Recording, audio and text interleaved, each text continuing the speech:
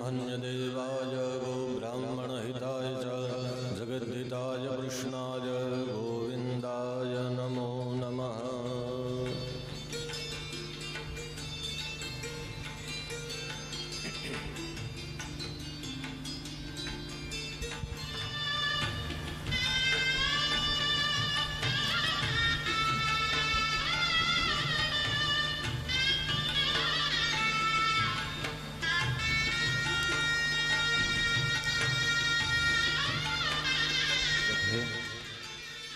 आज भगवान की वांग्मय स्वरूप श्रीमद् भागवत जी की कथा द्वितीय दिवस भगवान की कथा हम सब सुनेंगे। भगवान श्री राधा कृष्ण के चरणों में हम सब नमन करेंगे और भगवान की कथा सुनेंगे। श्री राधे।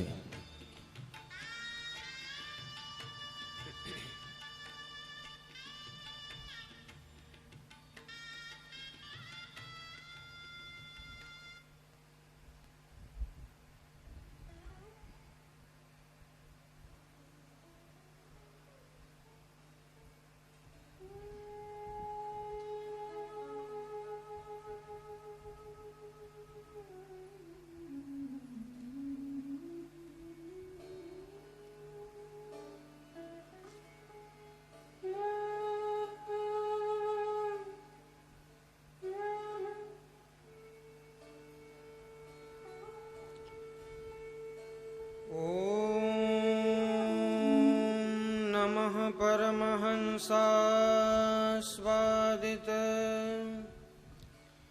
चरणकमलचिन्मकरन्दाय भक्तजनमानसनिवासाय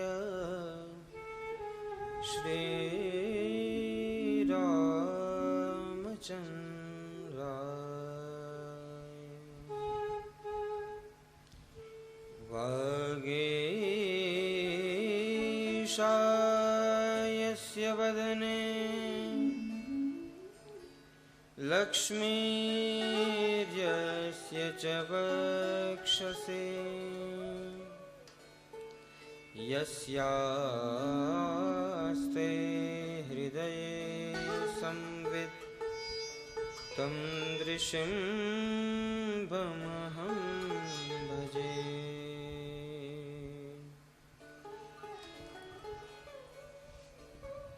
येनास्मिन् निखिलेऽपि भारतमहादेशे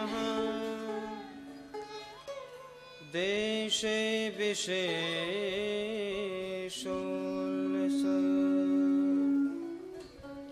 प्रज्ञेनोज्ज्वलभक्तियोगकलितं संस्थापितं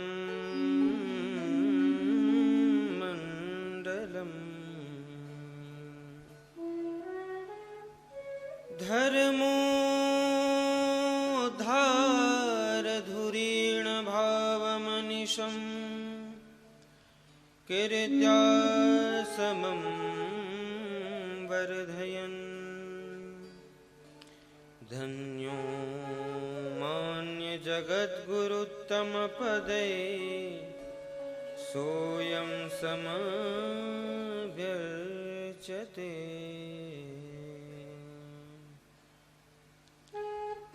यत्र यत्र रघुनाथकीर्तनं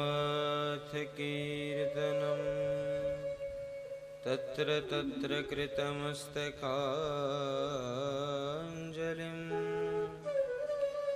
बाष्पवारि परिपूर्णलोचनं मारुतिं नमत राक्षसान्तकम्।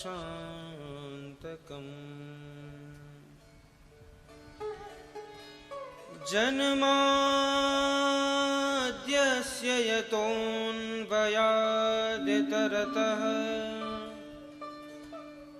श्चार्धेष्वभिज्ञस्वराट् तेने ब्रह्महृदाय आदिकवये मुह्यन्ति सूरयः तेजो वारिमृदां यथा विनिमयो यत्र त्रिसर्गो मृषा धाम्ना स्वेन सदा निरस्तकुहकं सत्यं परं धीमहि। बोलिए श्री वृंदावन बिहारी लाल की जय। आइए थोड़ी देर हरिनाम संकीर्तन करते हैं, तत्पश्चात भागवत में प्रवेश होगा।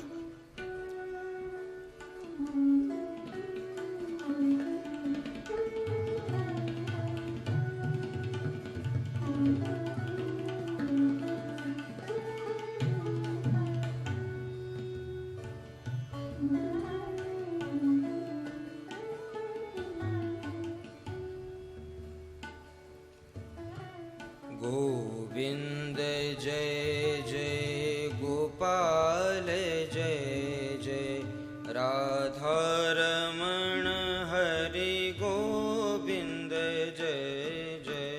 गोविंद जय जय गोपाल जय जय राधारमण हरि गोविंद जय जय।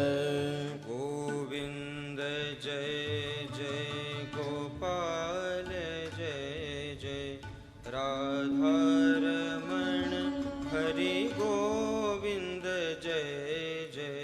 गोविंद जय जय गोपाल जय जय राधारमण हरि गोविंद जय जय। गोविंद जय जय गोपाल जय जय राधारमण हरि गोविंद जय जय। गोविंद जय जय गोपाल जय जय राधारमण हरि गोविंद जय जय। गोविंद जय जय गोपाल जय जय राधारमण हरि गोविंद जय जय। गोविंद जय जय गोपाल जय जय राधारमण हरि गोविंद जय जय। राधारमण हरि गोविंद जय जय। राधारमण हरि गोविंद जय जय। राधारमण हरि गोविंद जय जय। बोलिए श्री भागवत भगवान की जय। जगत गुरु स्वामी कृपालु महाराज की जय। जय जय श्री राधे।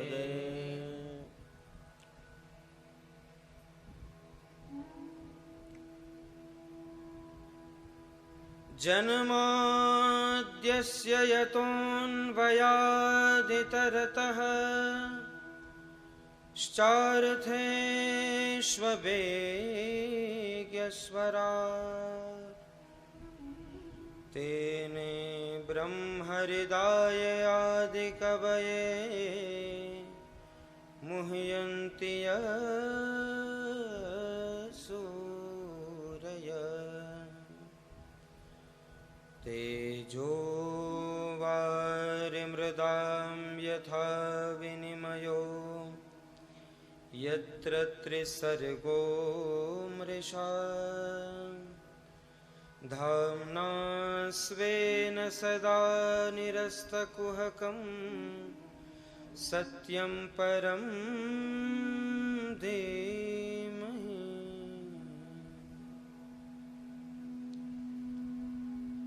समुपस्थित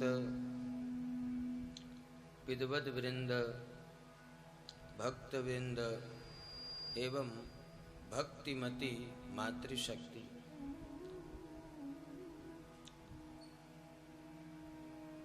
कल हमने भक्ति ज्ञान वैराग्य को पुष्ट होते हुए देखा। भक्ति बहुत दुखी थी, तो कहते हैं नारद जी, तस्मिन् स्वाम स्थापयिष्यामि गेहे गेहे जने जने। भक्ति महारानी के सामने श्री नारद जी कहते हैं कि मैं आपको घर घर तक, जन जन तक पहुंचाऊंगा, आप बिल्कुल चिंता न करें। तो वैसे ही हमारे अंदर भी भक्ति है, ज्ञान है, वैराग्य है, उसको जगाना है, उसको पुष्ट करना है। जब तक भक्ति ज्ञान और वैराग्य ये तीनों नहीं जागेंगे, तब तक यह माया निवृत्ति असंभव है। ये हमारे ऊपर जो माया है वो तीन प्रकार की होती है, एक सात्विक, एक राजस और एक तामस। ये तीन प्रकार की माया हमारे हृदय में है। इसलिए हमारा हृदय जो है वो घोर अंधकार में फंसा है। अगर इस माया की निवृत्ति चाहते हो तो भक्ति ज्ञान और वैराग्य को पुष्ट करना पड़ेगा। अन्य कोई मार्ग है नहीं, केवल एक ही मार्ग है, वो है भक्ति मार्ग। धन्यम वृंदावनम तेन भक्तिर्नृत्यति यत्र च। वृंदावन धन्य है जहां भक्ति महारानी थिरकती है, नाचती है। तो हमारी भक्ति कब थिरकेगी, कब नाचेंगी, कब गाएंगी, हमारा भी नंबर कब आएगा? तुलसी, सूर, मीरा, कबीर, तुकाराम, नानक, इन सबका तो नंबर आ गया, पर भक्ति महारानी हमारे हृदय में कब जागृत होगी? तो कहते हैं भक्ति महारानी को जागृत करने के लिए एक ही मार्ग है, वो है श्रीमद् भागवत। आप सोचते होंगे कि यह श्याम जी तो पोरबंदर में रहते हैं, उसका जन्म भी पोरबंदर में ही हुआ है, उसके माता पिता का भी जन्म गुजरात में ही हुआ है, तो भाई ये हिंदी में क्यों बोलते हैं? सबके अंदर एक प्रश्न होगा, तो इसका भी समाधान होना चाहिए। हम जब 13 साल के थे, न पढ़ाई में हम ध्यान देते थे, न भगवान की कोई रुचि थी, लेकिन हमारे जीवन में एक परिवर्तन आया। कैसा परिवर्तन? आचार्यवान पुरुषो हि वेद। महापुरुष प्राप्त हो गए, गुरु प्राप्त हो गए। जो गुरु प्राप्त हो जाते हैं तो गधा भी बोलने लगता है। गुरु का ज्ञान अगर मिल जाए तो ज्ञानी तो क्या, गधा भी बोलेगा। मैं न तो ज्ञानी था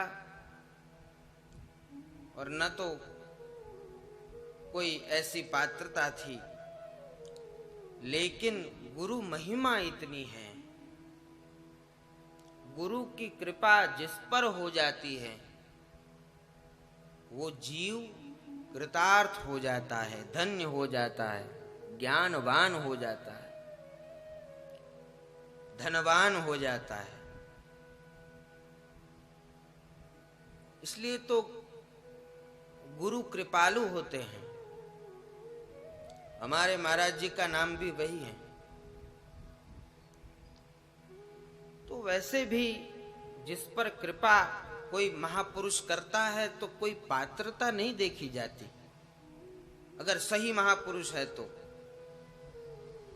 अगर पाखंडी होगा तो कहेगा कि भाई अभी तुम अधिकारी नहीं हो, अभी इतने जप करो, इतना तप करो। लेकिन सही महापुरुष जिसको अंतिम रस की प्राप्ति हो गई हो, वो महापुरुष आपके जीवन में आएगा तो आपके ऊपर कृपा अवश्य होगी और उसका प्रभाव इतना पड़ेगा आपके ऊपर कि आपका जीवन पूरा परिवर्तन हो जाएगा।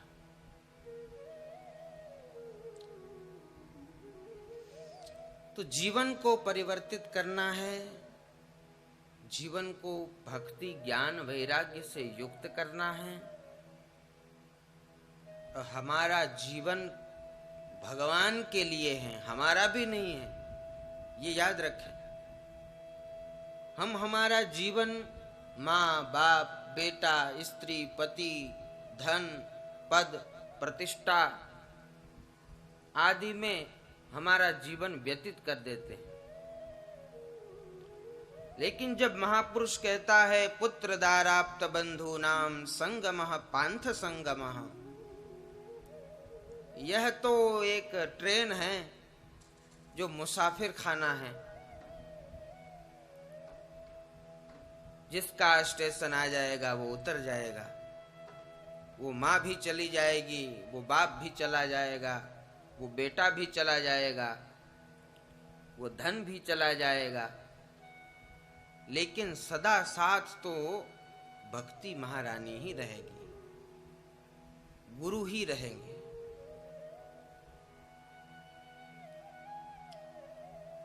तो उस कृपा का अनुभव हमने थोड़ा चखा है, इसलिए आप लोगों को भी थोड़ा सा चखाएंगे। यह तो दिव्य ज्ञान है, 1 करोड़ में एक भी समझ जाए तो भी हमारे लिए बहुत है। हम नारद जी जैसे नहीं है घर घर जाकर भक्ति को प्रतिष्ठित करें। हम तो पापी पापी आत्मा हैं, आप लोगों से भी कई गुना निकृष्ट हैं, लेकिन गुरु कृपा का चमत्कार अवश्य है।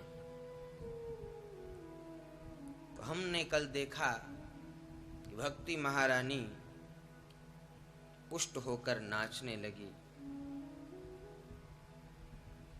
तो हमने कल भागवत के महात्म्य का श्रवण किया 6 अध्यायों में। स्कंद पुराण का महात्म्य में जो है उसमें एक बहुत सुंदर भाव आया है। ये भागवत की कथा सबसे पहले कहाँ हुई? सबसे पहले ये श्रीमद् भागवत की सबसे पहली कथा ब्रजमंडल में हुई। गिरिराज के मध्य में हुई। ब्रजमंडल कमल है और गिरिराज उसकी कर्णिका है। जो कमल होता है ना, उनके बीच में एक पीला पीला सा होता है, कर्णिका होती है। वैसे ही पूरा ब्रजमंडल कमल है और उसमें बीच में गोवर्धन जी विराजमान है और उस गोवर्धन के भी बीच में कुसुम सरोवर है, वहां कथा हुई है। तो आइए श्रीमद् भागवत के प्रथम स्कंध में हम प्रवेश करते हैं। पहले श्रीमद् भागवत के 3 श्लोकों में मंगलाचरण हुआ। जन्माद्यस्य यतोऽन्वयादितरतः श्चार्थेष्वभिज्ञस्वराट् तेने ब्रह्महृदाय आदिकवये मुह्यन्ति यत्सूरयः तेजो वारिमृदां यथा विनिमयो यत्र त्रिसर्गो मृषा धाम्ना स्वेन सदा निरस्तकुहकं सत्यं परं धीमहि धर्मः प्रोज्झितकैतवोऽत्र परमो निर्मत्सराणां सताम् वेद्यं वास्तवमत्र वस्तु शिवदं तापत्रयोन्मूलनम् किं वा भागवते महामुनिकृते किं वा परेरीश्वरः सद्यो हृद्यवरुध्यतेऽत्र कृतिभिः शुश्रूषुभिः तत्क्षणात् निगमकल्पतरोर्गलितं फलं शुकमुखादमृतद्रवसंयुतं पिबत भागवतं रसमालयं मुहुरहो रसिका भुवि भावुकाः। ये 3 श्लोकों में मंगलाचरण बताया। पहले श्लोक में भागवत का तटस्थ लक्षण बताया। तटस्थ लक्षण का अर्थ होता है किम ध्येयम, किसका ध्यान करना चाहिए। पहले श्लोक में बताया किम ध्येयम, दूसरे श्लोक में बताया किम ज्ञेयम और तीसरे श्लोक में बताया किम पेयम। तो ध्येयम, ज्ञेयम और पेयम, इसका अर्थ क्या हुआ? किसका ध्यान करना चाहिए, किसका ज्ञान करना चाहिए और किसका पान करना चाहिए। ये 3 बात। तो पहले तटस्थ लक्षण सुनिए।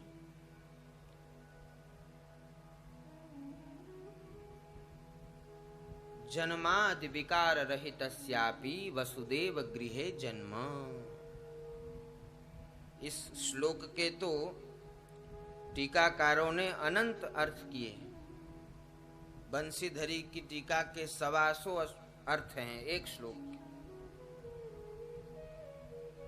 अलग अलग भाव हैं, सब संतों के अलग अलग प्रेम है ठाकुर जी के प्रति सब संतों का, तो उसके हिसाब से अलग अलग अर्थ करते हैं। हम भी हमारे भाव से अर्थ करेंगे।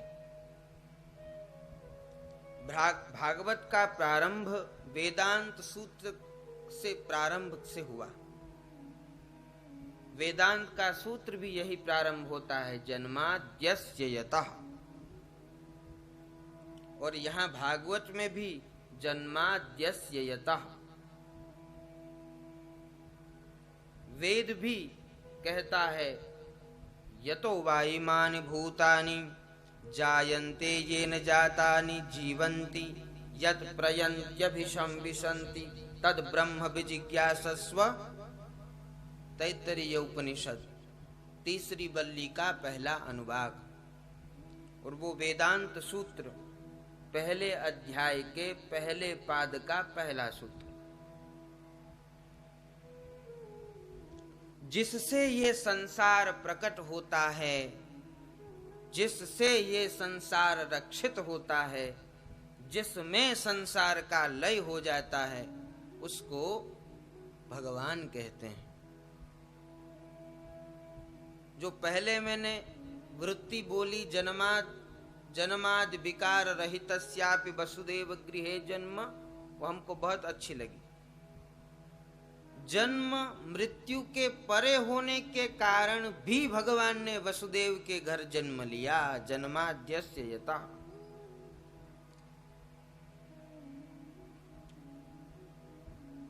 क्योंकि हमारा तो जन्म होता है और मृत्यु भी होती है, लेकिन भगवान तो अजन्मा है, मृत्युंजय है। तो जन्माद्यस्य यतः, यह संसार भगवान से निकला है। जन्माद्यस्य यतोऽन्वयादितरतः चारथे स्वभिज्ञ स्वराट। तो कुछ लोग कह सकते हैं कि यहाँ सांख्य की बात हो रही है, क्योंकि सांख्य प्रकृति को मानता है, भगवान को नहीं। नेचर ने सब बना दिया। नेचर माने अपने आप सब कुछ बन गया। हाँ, तो यहाँ क्या सांख्य की चर्चा हो रही है, प्रकृति की चर्चा हो रही है? नहीं, अभिज्ञः स्वराट, जो सर्वज्ञ सर्वशक्तिमान है, स्वराट हैं, उनकी चर्चा यहाँ हो रही है। अभिज्ञ का अर्थ क्या होता है? जो सर्वज्ञ हो। सर्वज्ञ का अर्थ क्या होता है? अनंत कोटि ब्रह्मांड के, प्रत्येक ब्रह्मांड के, प्रत्येक लोक के, प्रत्येक प्रांत के, प्रत्येक देश में रहने वाले, प्रत्येक पोखरे के, प्रत्येक जीवों के, प्रत्येक जन्म के, प्रत्येक विचार एक साथ जानता है, ऐसा स्वराट, अभिज्ञ। वेद भी कहता है, यह सर्वज्ञ सर्वविद यस्य ज्ञानमयं तपः। मुंडकोपनिषद तीसरे मुंडक के पहले अध्याय का 9वां मंत्र। जो सब कुछ जानता है उसको कहते हैं अभिज्ञ, और स्वराट व्यापक। अच्छा, जन्माद्यस्य यतोऽन्वयादितरतः चारथेष्वभिज्ञ स्वराट्। तेने ब्रह्महृदाय आदिकवये मुह्यन्ति यत्सूरयः। तेजो वारिमृदां यथा विनिमयो यत्र त्रिसर्गो मृषा। धाम्ना स्वेन सदा निरस्तकुहकं सत्यं परं धीमहि। सत्यं परं धीमहि।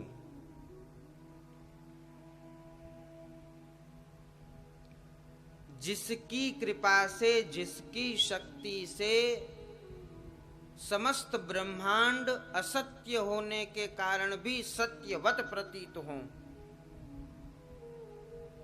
दिखाई तो पड़ रहा है ये जगत सत्य है, लेकिन जैसे मृग मरीचिका जिसको कहते हैं, प्रचंड मार्तंड सूर्य का प्रकाश जब रेत में पड़ता है तो वो पानी सा दिखता है हमें। तो हिरण भागता है पानी पीने के लिए, लेकिन वो तो एक सूर्य का प्रकाश है, इसलिए हमको दिखता है पानी। उसको कहते हैं मृग मरीचिका। तो वो मृग मरीचिका के समान यह संपूर्ण संसार है, जो असत्य होने के कारण भी भगवान की शक्ति से सत्य प्रतीत होता है।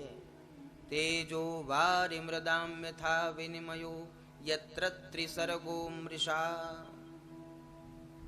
लेकिन ये याद रखें, हमारे ऊपर प्रकृति एवं माया का आधिपत्य हो सकता है और है भी, लेकिन भगवान के ऊपर माया का आधिपत्य नहीं हो सकता।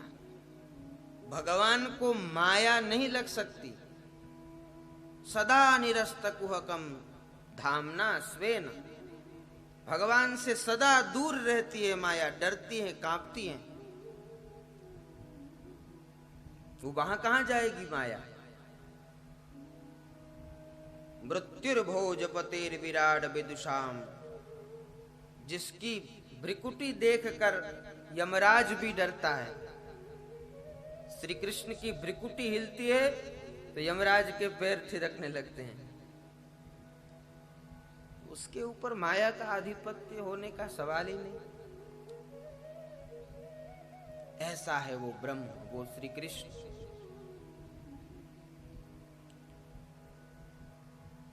तो सत्यम परम धीमहि, उस सत्य की हम ध्यान करेंगे। सत्यम श्री कृष्णम परम परमेश्वरम धीमहि ध्यायेम। उस परम परमेश्वर परात्पर, सर्वद्रष्टा, सर्वनियंता, सर्वसाक्षी, सर्वसुरित, सर्वेश्वर, वो सत्य, वो भगवान है। जब भगवान का आविर्भाव हुआ है तो सत्यव्रतम सत्य परम त्रिसत्यम सत्यस्य योनिम निहितम च सत्ये, कहते हैं ना, आप सत्य हैं, आप सत्य हैं, है सत्यों के भी सत्य हैं।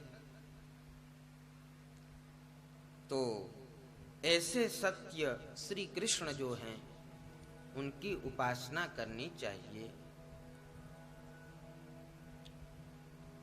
उसका ध्यान करना चाहिए। ध्यान, बहुत ये शब्द आप लोगों ने सुना है, ध्यान करो, ध्यान करो। लेकिन ध्यान कैसे करे जी? जैसे संसार का करते हो, सीधा सा उत्तर। जैसे संसार का ध्यान करते हो वैसे ही भगवान का ध्यान करो। माँ का ध्यान करते हैं? जी हाँ।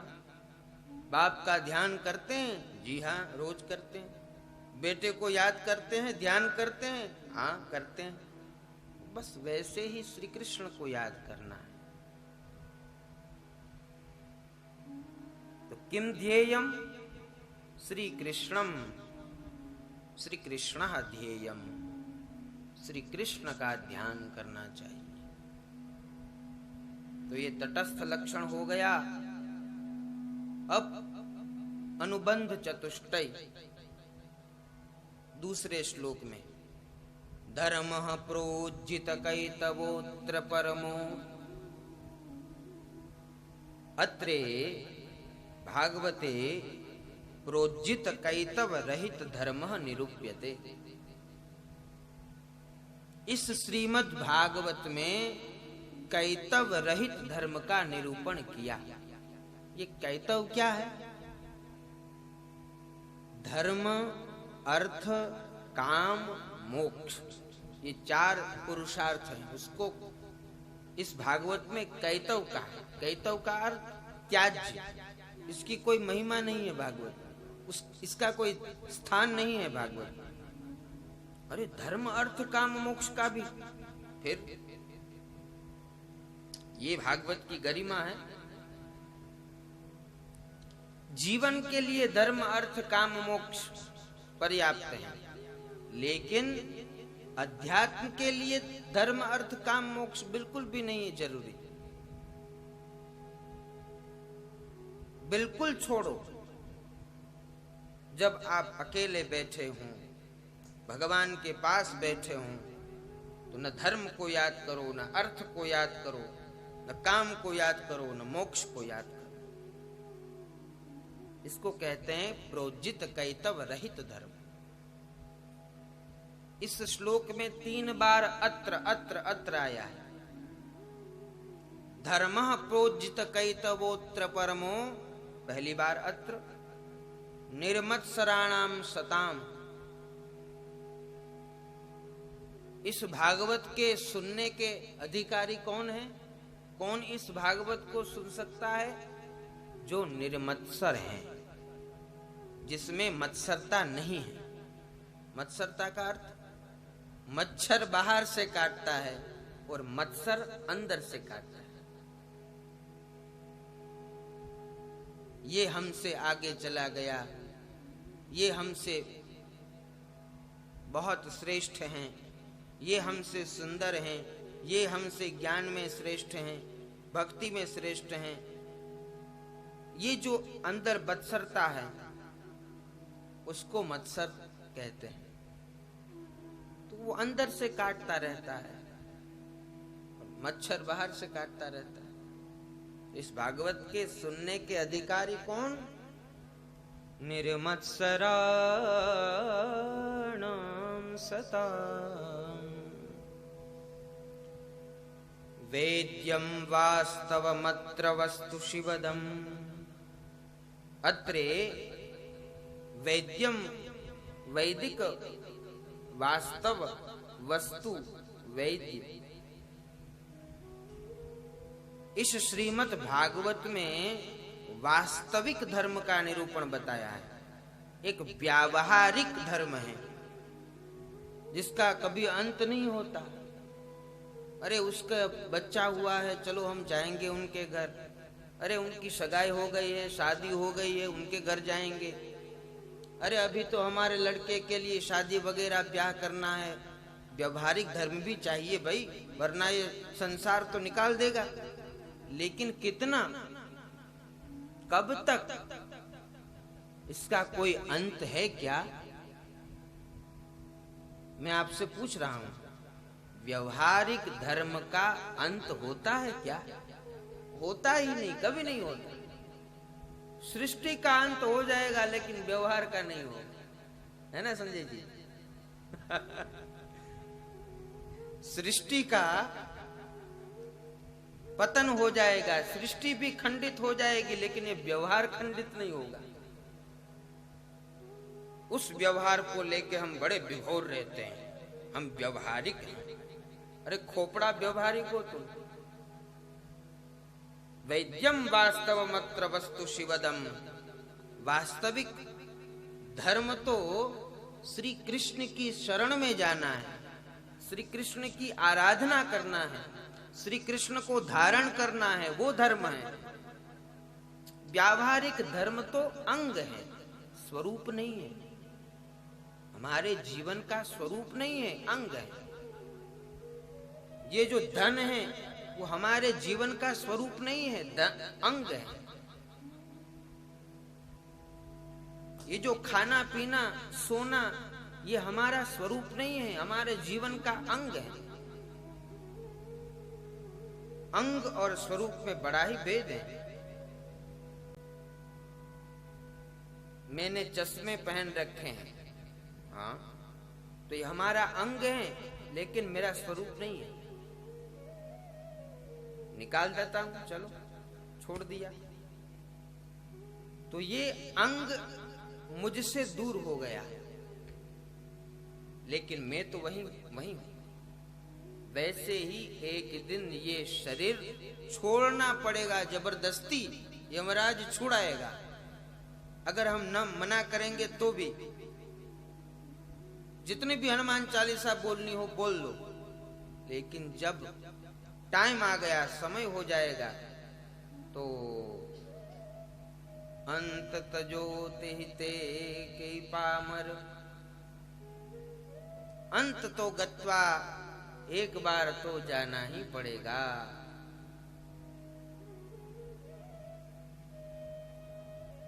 तो अत्रे भागवते वास्तव वस्तु वेद्य, वास्तविक तत्व का ज्ञान कराया गया। इससे क्या होगा? इससे क्या होगा? वेद्यम वास्तव मत्र वस्तु शिवदम तापत्रयोन्मूलनम। एक तो शिवदम माने कल्याण होगा। कल्याण का अर्थ क्या होगा? 3 प्रकार के ताप जो हमको सता रहे हैं, आदि दैविक, आज भौतिक और आध्यात्मिक, ये 3 प्रकार के ताप हमको दिन रात सताते हैं, उनसे मुक्ति मिल जाएगी। आदि दैविक, आदि भौतिक, आध्यात्मिक ताप किसे कहते हैं? तापत्रयाभिघातात्, सांख्य दर्शन कहता है, जिज्ञासा तदपि घातके हेतौ।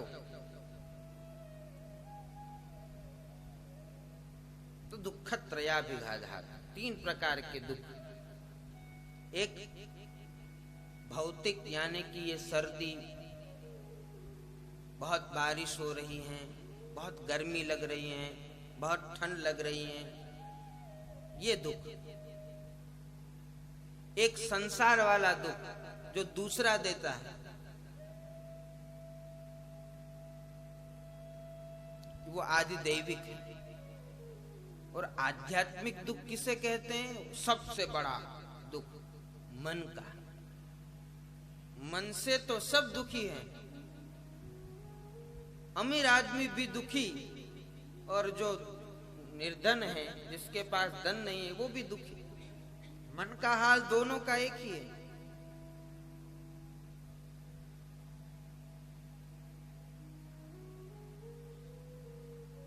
तो ये जो आध्यात्मिक ताप है वो सबसे बड़ा है, वो तापत्रयोन्मूलनम। तो कैसे होगा ये तापत्रयोन्मूलन? तो सद्यो हृद्यवरुध्यते कृतिभिः शुश्रूषुभिः तत्क्षणात्। एक क्षण में, किस क्षण में? तत्क्षणात्। जब सुनोगे भागवत तो तत्क्षण यह 3 माया के जो गुण है वो चले जाए। लेकिन ध्यान से सुनना पड़ेगा। एक होता है कान से सुनना, और एक होता है मन से सुनना, हृदय से सुनना। ये 2 प्रकार का सुनना होता है। अगर कान से सुनेंगे तो वो तो निकल जाएगा, लेकिन मन से सुनेंगे, मन युक्त कान से, तो कभी भूलेगा नहीं वो। याद रहता है ना, हमारा जहां अपमान होता है, उस तारीख को, उस बार को, उस महीने को, ये एकादशी के दिन मेरे पिताजी ने या मेरे ससुर ने मेरा अपमान किया था, अभी तक याद है। वो तारीख याद रखते हैं हम, वो डेट, वो समय। क्यों? क्योंकि वो मन से सुना है। और अभी जो हम तत्व ज्ञान सुन रहे हैं, कुछ कल ही प्रसंग जो आए थे उनके हम आपको प्रश्न करेंगे। तो पंडित जी कुछ ऐसा था, वो बहुत याद नहीं है। कल ही सुना था? हाँ, कल सुना था। फिर भी भूल गए? हाँ, भूल गए।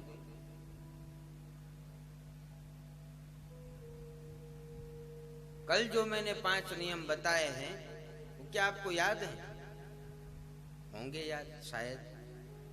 जो मन से सुने होंगे उनको याद होंगे, और जो कान से सुने होंगे उसको नहीं याद होगा। तो ये मनुष्य का हाल है। तो शुश्रूषुभिः तत्क्षणात्, तो श्रवण करने से उसी क्षण से ये 3 ताप चले जाएंगे। लेकिन श्रोतव्यः मंतव्यः निदिध्यासितव्यः मैत्रेयी, बृहदारण्यकोपनिषद 4थे अध्याय के 5वें ब्राह्मण का 6वां मंत्र। पहले सुनो, फिर उसका मनन करो, और फिर निदिध्यासन करो, माने क्रियात्मक रूप दो। तो जितना सुनोगे उतना मनन करोगे। कोई गाली देता है तो सुना और फिर मनन किया, उसने मुझे ऐसी गाली दी, इसने ये कहा, उसने वो कहा, मैं उसको नहीं छोड़ूंगा, उसको मार दूंगा, और मार दिया। तो ये मनन करते करते अपने जीवन में वो आ गया।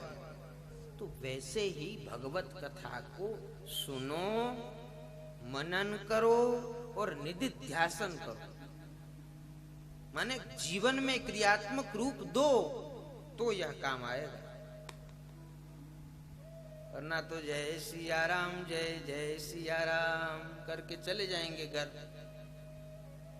और वही बाप बेटा स्त्री पति में हमारा मन लग जाएगा, और ठाकुर जी एक तरफ हो जाएंगे, राधा रानी एक तरफ हो जाएगी। इसने मुझे ये कहा, कोई धक्का लग जाए थोड़ा सा, तो पहले तो सियाराम बोल रहे थे, फिर धक्का क्यों मारा?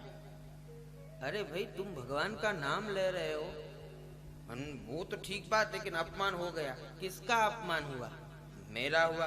तुम बृहस्पति हो क्या? तुम भगवान हो क्या? न ज्ञान में तुम वेदव्यास हो, न रूप में तुम कामदेव हो, न संगीत में तुम इंद्र सरस्वती हो, तो किस बात का अहंकार? बताओ, किस बात का अहंकार और किस बात का अपमान? कोई कहता है तुम कामी हो, क्रोधी हो, तो फैक्ट है, सही बात है। तुम गलत हो, सही बात है, मैं गलत हूं, मैं भगवान का ध्यान भजन नहीं करता, मैं मेरा जीवन आलस्य में बिताता हूं, मैं गलत हूं। तो ये कोई पुलिस वाला होता है तो उसको पुलिस वाला बुलाएंगे तो वो दुखी होगा क्या? नहीं, वो तो ठीक कहेगा, हमको पुलिस वाला बुला रहा है। कोई डॉक्टर है, उसको हम डॉक्टर बोलेंगे तो दुखी होगा क्या? नहीं, वो तो प्रसन्न हो जाएगा। तो वैसे ही हम कामी हैं, क्रोधी हैं, लोभी हैं, मोही हैं, अहंकारी हैं, तो वो कोई कह देगा तो तुमको क्या लग गया? और तुम ऐसे व्यवहार करने लगते हो कि महापुरुष हूं मैं, तो भगवान हूं। हम तो मायाधीन है भैया। तो मायाधीन होने के कारण सब अवगुण हमारे भीतर हैं। कोई भी ऐसा एक गुण नहीं है जो हमारे अंदर है, सब अवगुण। तो शुश्रूषुभिः तत्क्षणा, तो किम ज्ञेयम, भागवतम ज्ञेयम, भागवत का ज्ञान करना चाहिए। किम ध्येयम वो पहले श्लोक में बताया, श्री कृष्णम ध्येयम। दूसरे श्लोक में बताया श्री भागवतम, भागवत का ज्ञान करो। और किम पेयम, तो निगम कल्पतरोर्गलितं फलम शुकमुखादमृतद्रव संयुतम् पिबत भागवतं रसमालयं मुहुरहो रसिका भुवि भावुकाः। निगम, निगम का अर्थ होता है वेद। वेद रूपी वृक्ष से निकला हुआ ये रसीला फल है भागवत। वेद रूपी वृक्ष से निकला हुआ ये रसीला फल श्रीमद् भागवत है। निगम कल्पतरोर गलितम फलम, ये फल ऐसा है न इसमें छिलका है न गुठली है। ऐसा फल देखा आपने कभी? छिलका भी न हो और गुठली भी न हो, बीज भी न हो, ऐसा फल थोड़ी होगा। पहले तो छिलका आता है, फिर फल आता है, फिर उसके अंदर गुठली आती है। अरे रसीले आम तो आप लोगों ने खाए होंगे, अभी आम की सीजन गई, सब लोगों ने खूब आम खाए होंगे। उसमें आम में क्या आता है? देखने में तो पीला पीला लगता है, अच्छा, और फिर उसका छिलका ऊपर से हम निकालते हैं, अच्छा, फिर हम वो रस को पान करते हैं, खाते हैं, चूसते हैं, फिर अंदर गुठली निकल, देखो पानी आ रहा है सबको सुन के ही पानी आ गया। तो अंदर गुठली होती है, हाँ। तो ये ऐसा भागवत नहीं है। भागवत में न छिलका है न गुठली है, चारों ओर लबालब रस भरा है। पूर्व पश्चिम उत्तर दक्षिण ऊपर नीचे सब और रस रस रस, इसलिए रसीला फल। ये श्रीमद् भागवत रूपी फल श्री कृष्ण से मुख से निकला तो ब्रह्मा जी की डाल पे लटका, ब्रह्मा जी की डाल से लटका तो नारद जी की डाल में लटका, नारद जी की डाल से टपका तो वेदव्यास जी की डाल पे अटका, और वेदव्यास जी की डाल से लटका अटका तो अंतिम में श्री सुखदेव परमहंस के पास आ गया। और सुखदेव परमहंस के माध्यम से हम सबको ये फल मिल गया। बोलिए श्रीमद् भागवत भगवान की जय। ऐसा ये रसीला फल निगम कल्पतरोर गलितम फलम, ऐसा वैसा फल नहीं है। सुकमुखादमृत द्रव संयुतम, अगर वो जो तोता होता है ना, वो फल का पारखी होता है, वो जिस फल में चोंच मार दे तो समझो मीठा फल है। तोते ने मारा चांच, हाँ अब ये मीठा होगा, उसको अंदाज आ जाता है पहले। उसकी शरीर में ऐसी वाइब्रेशन होती है कि वो फल को सूंघ के बता देता है कि ये मीठा है या खट्टा है या तीखा है। जो तो इस भागवत रूपी फल में भी शुकाचार्य ने अपनी चोंच मार दी, माने अपने मुख से निकाल दिया, तो और मीठा हो गया। निगम कल्पतरोर गलितम फलम शुकमुखादमृत द्रव संयुतम पिबत भागवतम रसमालयम। रसमालयम, आलयम माने समुद्र, रस का समुद्र है। समुद्र कभी खत्म नहीं होगा। एक गिलास पानी है हमारे पास और इतने लोग हैं, सबको थोड़ा थोड़ा मिलेगा ना। भगवान का प्रसाद जैसे हम चम्मच से देते हैं वैसे। तो यहाँ तो समुद्र है, और खारा समुद्र नहीं, मीठा समुद्र और रस का समुद्र है।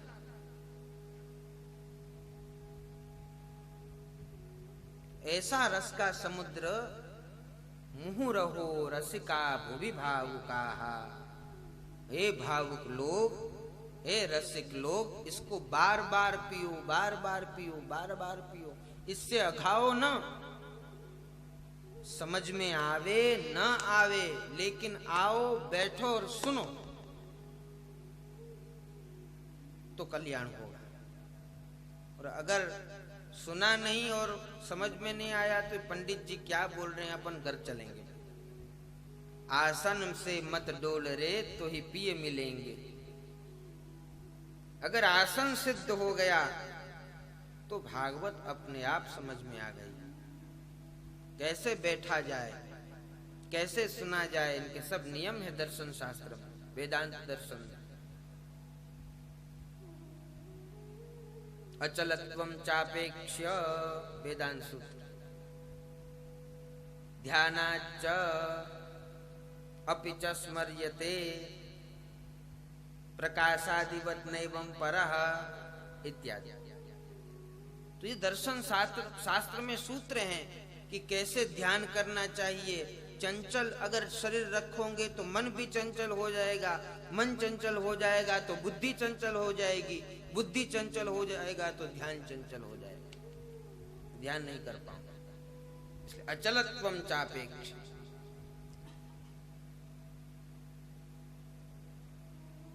आनंदमयोभ्यासात् वेदांत सूत्र। यह आनंद स्वरूप है, रस स्वरूप है। भगवान कैसे हैं? रस स्वरूप, जिसके रोम रोम से रस निकलता हो। हमारे रोम रोम में से तो पसीना निकलता है, गंदगी, लेकिन भगवान के शरीर में आनंद मात्रम अभिकल्पम विद्धवर्चः।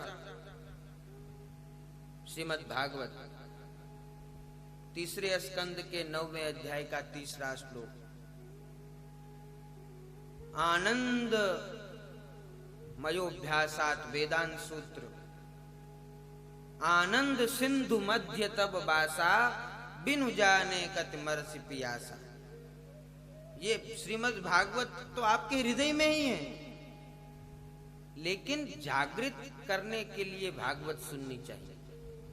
आप घर जाएंगे तो आपके साथ साथ ये भागवत आएगी, लेकिन ये वक्ता और श्रोता की परंपरा इसलिए है।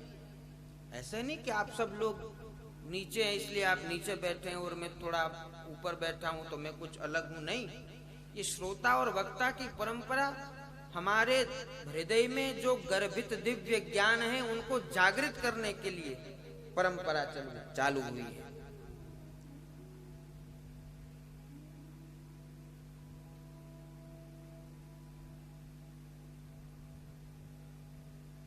आनंदो ब्रह्मेति व्यजानात् आनन्दाद्देव खल्विमानि भूतानि जायन्ते आनन्देन जातानि जीवन्ति आनन्दं प्रयन्त्यभिशंविशन्ति तद ब्रह्म विजिज्ञासस्व।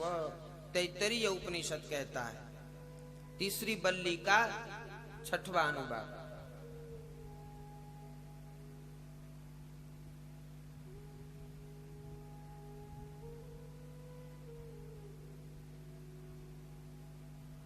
रसम लब्ध्वा सुखी भवति रसो वै सह। तैत्तरीय उपनिषद। सब वेद ग्रंथ कहते हैं कि ये भगवान रस हैं, इसलिए मुहुरहो रसिका भुवि भावुका। ए भावुक लोग इसको ध्यान से सुनो।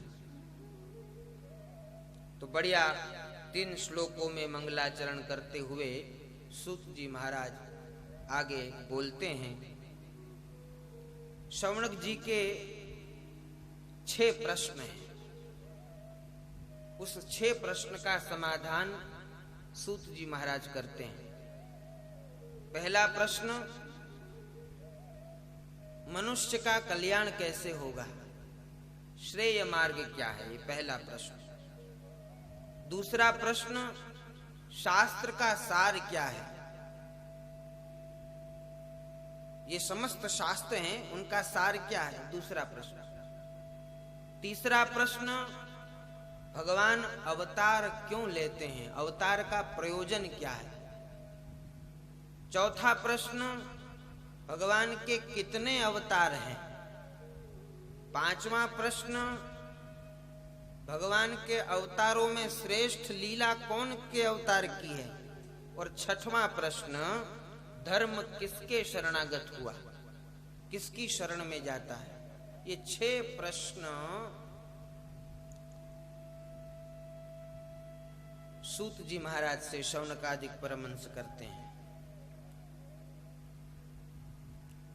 पुंसामेकान्ततः श्रेयस्तन्नः शंसितुमर्हसि प्रायेणाल्पायुषः सभ्यः कलावस्मिन् युगे जनाः मंदा सुमंदमतयो मंदभाग्या युपद्रिताः।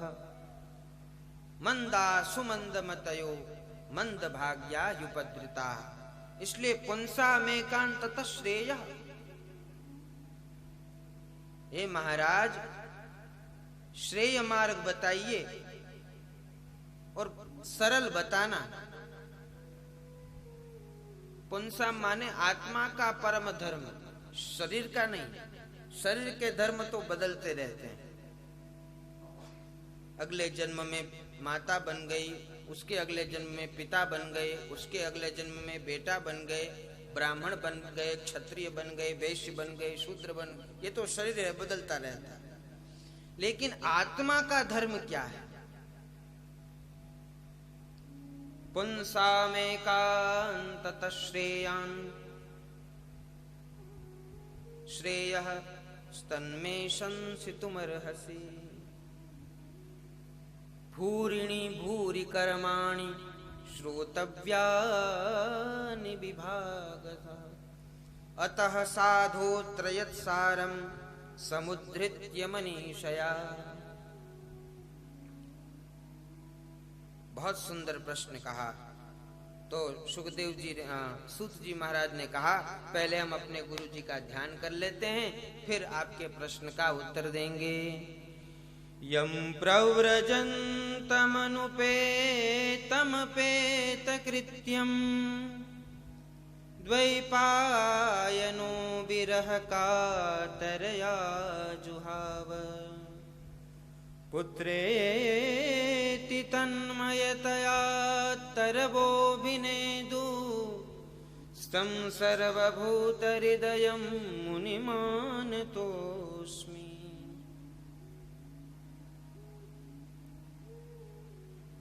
यस्वानुभावमखिलश्रुतिसारमेकम् अध्यात्मदीपमतितिरीशतान्तमोन्धम् संसारिणां करुणया ह पुराणगुह्यं तम व्यास सूनुमुपया मि गुरुम मुनीनां। बोलिए राधे राधे। राधे राधे। नींद आ जाती है कभी कभी तो बोलना पड़ता है। एक बार और बोलिए राधे राधे। राधे राधे। हाँ, तो क्या कह रहे थे हम? हाँ, ध्यान करते हैं। तो सुखदेव परमहंस का सूत जी महाराज ध्यान करते हैं, क्योंकि सूत जी ने श्रीमद् भागवत सुखदेव जी से सुनी थी थोड़ी बहुत। उस परीक्षित की सभा में सूत जी महाराज भी थे, समझ गए? इसलिए उनके गुरु हैं। कैसे हैं उनके गुरु? यम प्रव्रजन्तम अनुपेतमपेत कृत्यम अनुपेत कृत्यम। अभी तो जन्म ही हुआ है, तो न जात कर्म संस्कार न यज्ञोपवीत संस्कार, बिना संस्कार के वेद व्यास जी के पुत्र श्री सुखदेव जी महाराज जा रहे हैं।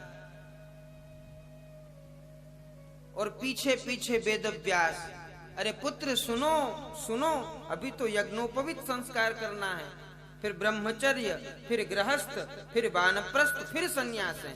तुम तो अभी से निकल पड़े। कौन सुने? वो तो परमहंसावस्था है। यत्र सर्वमात्मया भूत तत्र केन किम पश्येत् तत्र केन किम शृणुयात् विज्ञातारमरे केन विजानीयात्। ऐसे परमहंस अवस्था होती है। उटीचक, बहुतक, हंस और परमहंस। परमहंसोपनिषद में है ये सब।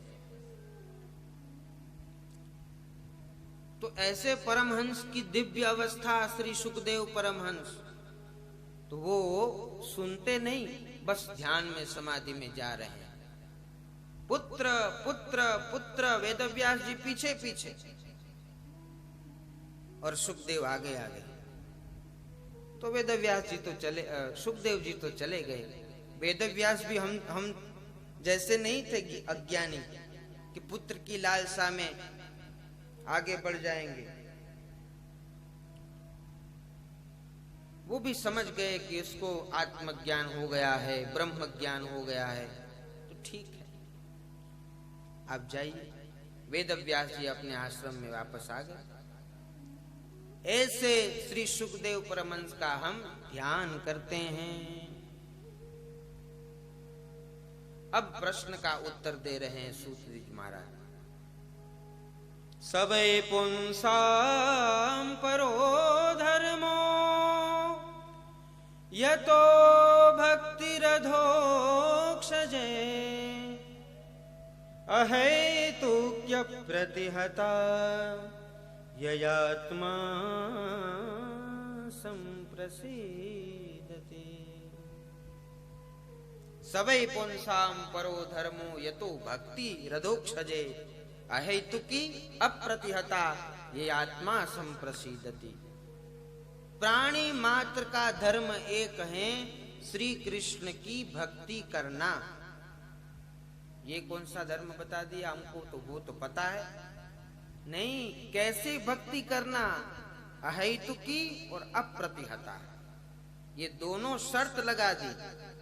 अहेतुकी माने कोई कामना नहीं, कोई ख्वाहिश नहीं, कोई इच्छा नहीं, निष्काम, उसको कहते हैं अहेतुकी।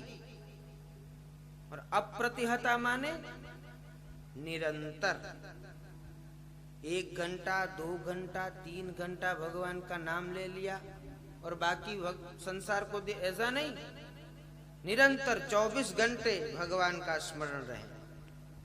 जैसे गोपी अपने घर का काम करती हैं, तो उनकी सासू कहती है कि जा यमुना नदी के किनारे जाके पानी ले आ, तो घड़ा लेके जाती है। तो 2-3 घड़े 4 घड़े थे, तो श्री कृष्ण आए, भाभी मैं मदद कर दूं, उठा दूं? आ लाला उठा दे। उसको गोपी को भ्रम था, श्री कृष्ण है ही नहीं वहां। उनके मन में ऐसा था कि श्री कृष्ण थे। तो वो दूसरा मटका उठा के वहां फेंका तो धम करके गिर गया नीचे। अरे राम राम राम, होश में आ गई वो, यहाँ तो कोई श्री कृष्ण नहीं है। वो सास 50 गाली देगी, अब घर जाऊंगी तो।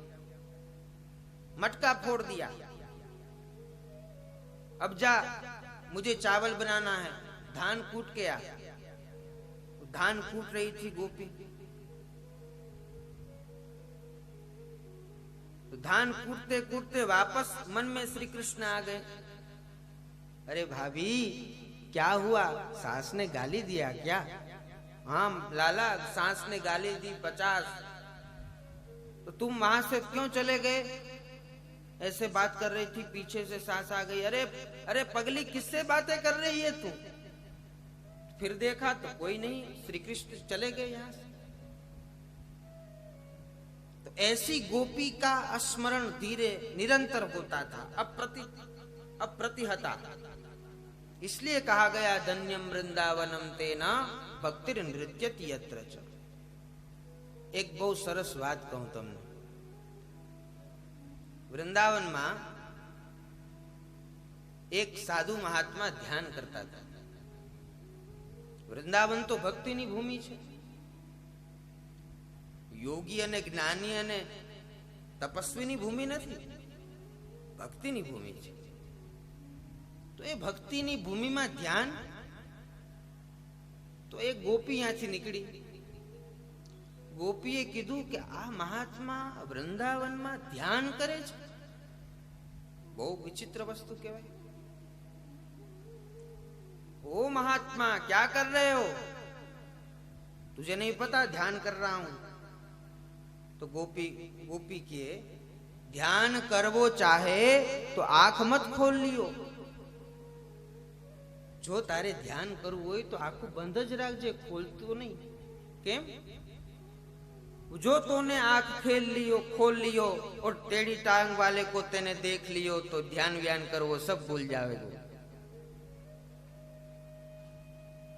जो ते ध्यान करवानु बंद करी दीधु, तारी आंखों ते जो खोली नाखी अने सामे 3 जग्याएथी वाको श्री कृष्ण जो तने देखाई गयो, तो तू ध्यान पछी नहीं करी शके, एनु ज ध्यान थासे पछी।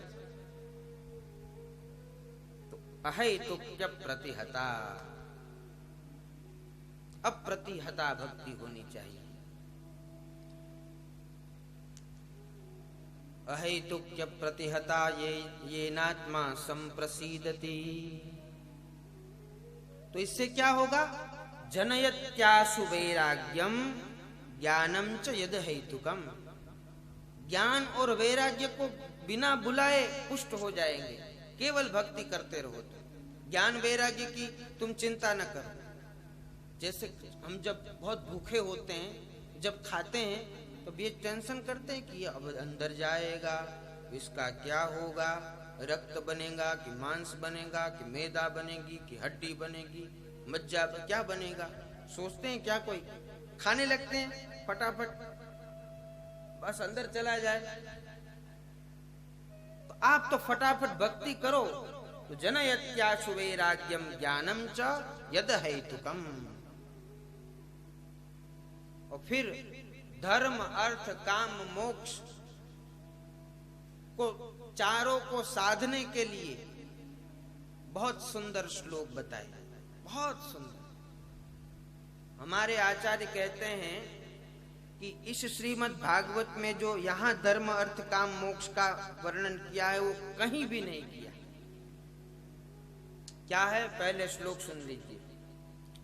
धर्मः स्वनुष्ठितः पुंसां विश्वक्षेन कथासु यः नोत्पादयेत् यदि रतिं शम एव हि केवलं धर्मस्य ह्यापवर्गस्य नार्थोऽर्थायोपकल्पते नार्थस्य धर्मेकान्तस्य कामो लाभाय हि स्मृतः कामस्य नेन्द्रिय प्रीतिर्लाभो जीवेत यावता जीवस्य तत्त्वजिज्ञासा नार्थो यश्चेह कर्मभिः वदन्ति तत्तत्त्वविदस्तत्त्वं यज्ज्ञानमद्वयम्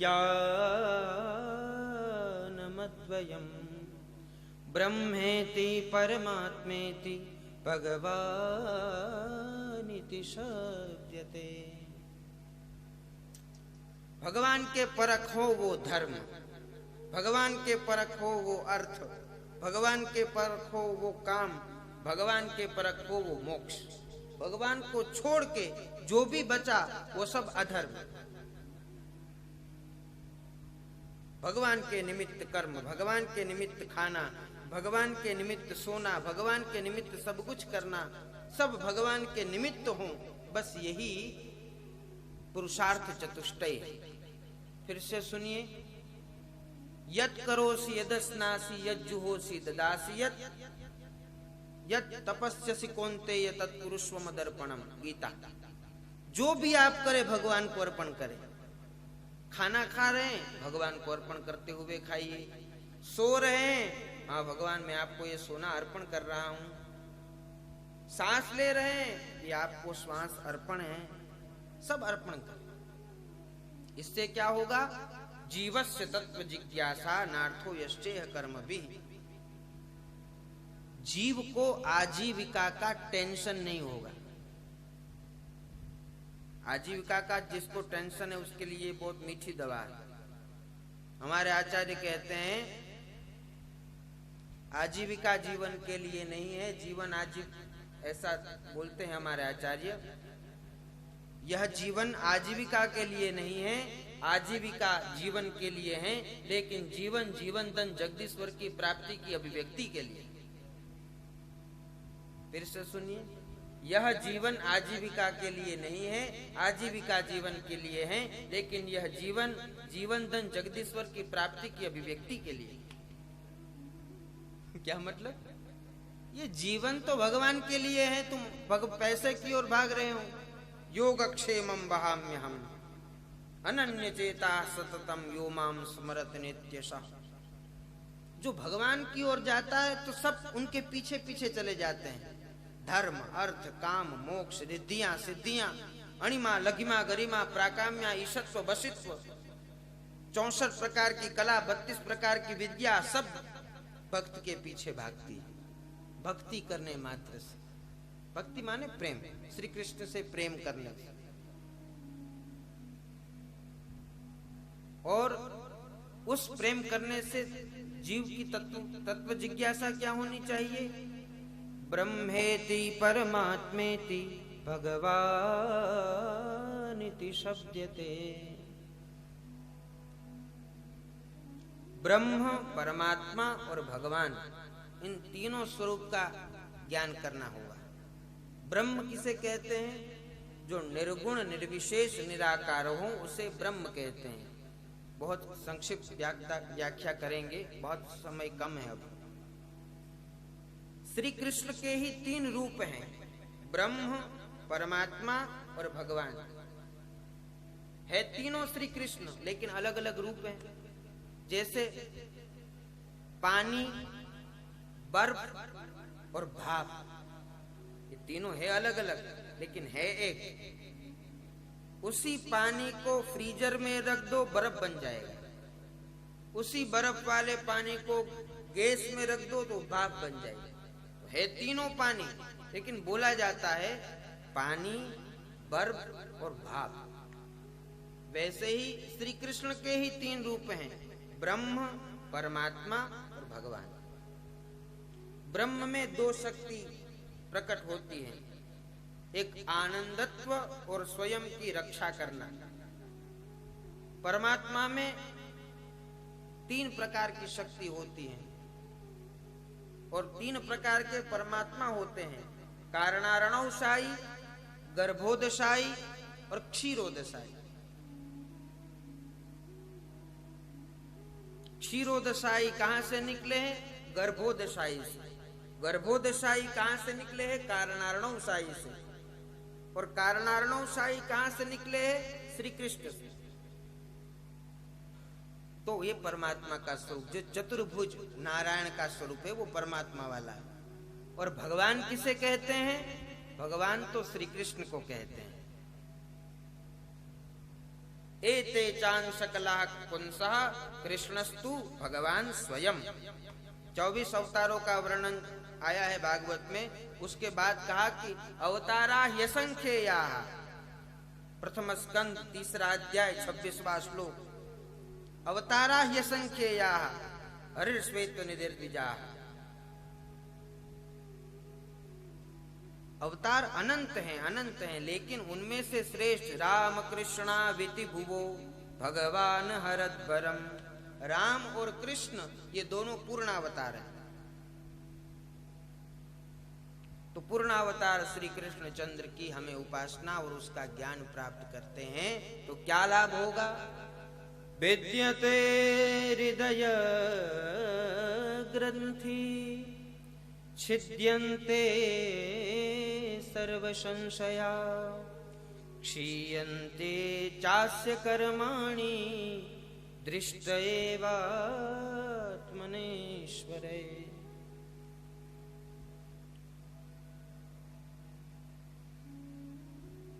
विद्यते हृदय ग्रंथि, हमारे हृदय में जो ग्रंथि हैं वो खुल जाएगी। क्षीयन्ते चास्य कर्माणि, जितने हमारे पाप कर्म, संचित कर्म, प्रारब्ध कर्म, क्रियमाण कर्म हैं वो सब से हम विमुक्त हो जाएंगे। वो विद्यते हृदय ग्रंथि छिद्यन्ते सर्व संशया, जितने भी हमारे संशय हैं वो निकल जाएंगे। बोलिए राधे राधे राधे राधे राधे राधे राधे राधे राधे राधे। सारे संशय निकल जाएंगे, ग्रंथियां निकल जाएगी, संशय निकल जाएंगे और कर्म निकल जाएंगे। बचेगा केवल जीव, जो भगवान के शरणागत हो जाएगा और गोलोक की प्राप्ति उसको हो जाएगी। इतना सरल। तो शौनक जी आदि ऋषि मुनि कहते हैं कि भागवत का निर्माण कहाँ हुआ, ये बताइए जरा, कब और कहाँ? तो ब्रह्म नद्यां सरस्वत्यां आश्रमः पश्चिमे तटे सम्याप्राश इति प्रोक्त ऋषीणां सत्रवर्धनः। एक बार वेदव्यास जी सम्याप्रास नामक आश्रम में सब ग्रंथ लिखते रहे। 4 वेदों के विभाग किए। वेददाद यज्ञ संतत्ये वेदमेकम चतुर्विधम, एक वेद से 4 वेद किया। और फिर इतिहास महाभारत लिखा, पुराण लिखे, लेकिन कुछ संतोष हुआ नहीं।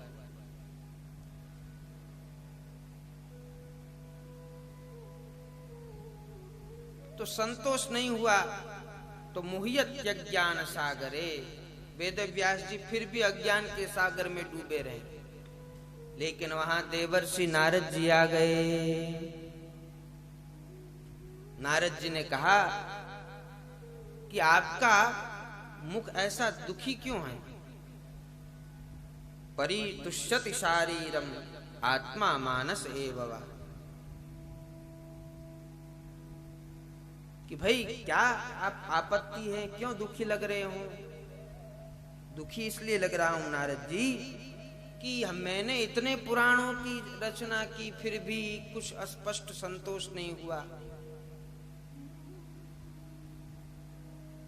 तो अब क्या बाकी रह गया, ये प्रश्न है। तो नारद जी ने कहा भवतानुदित प्रायो यशो भगवतो मलम। भगवान का यशोगान आपने नहीं किया किसी भी ग्रंथ में, भगवान की बाल कृष्ण की लीला का वर्णन नहीं किया, इसलिए आपको असंतोष है। इसलिए भागवत धर्म का निरूपण कीजिए। तो वेदव्यास जी ने सरस्वती के किनारे स्नान करके व्यास गुफा में श्रीमद् भागवत की संरचना करी। 18,000 श्लोक, 335 अध्याय, 12 स्कंद से भरा ये रसमयी श्रीमद् भागवत ग्रंथ बना डाला। लेकिन पहले क्या किया? अपश्यत पुरुषम पूर्वम मायां च यदपाश्रयां। पहले माया का दर्शन किया और भगवान का दर्शन किया, फिर भागवत लिखा।